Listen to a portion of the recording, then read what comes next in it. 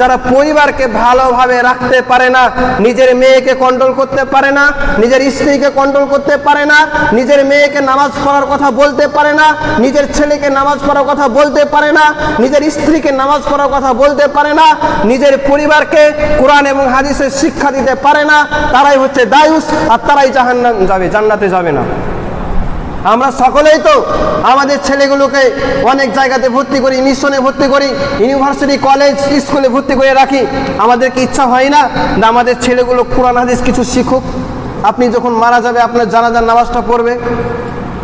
যার জন্য আজকে এত কষ্ট করছেন, অনেক টাকা ইনকাম করলেন, আপনার ছেলের জন্য বাড়ি করলেন, গাড়ি করলেন, আপনার ছেলেকে উচ্চ শিক্ষায় শিক্ষিত করলেন, আপনি যখন মারা গেলেন আপনার জানাজাও পড়তে পারলো না, মরে যাওয়ার পরও আপনার ছেলে আপনার কথা মনেও রাখবে না, আপনার জন্য দানও করবে না, আপনার জন্য সাদকাও করবে না, আপনার জন্য দোয়াও করবে না, সেটা জানেই না ইসলাম কাকে।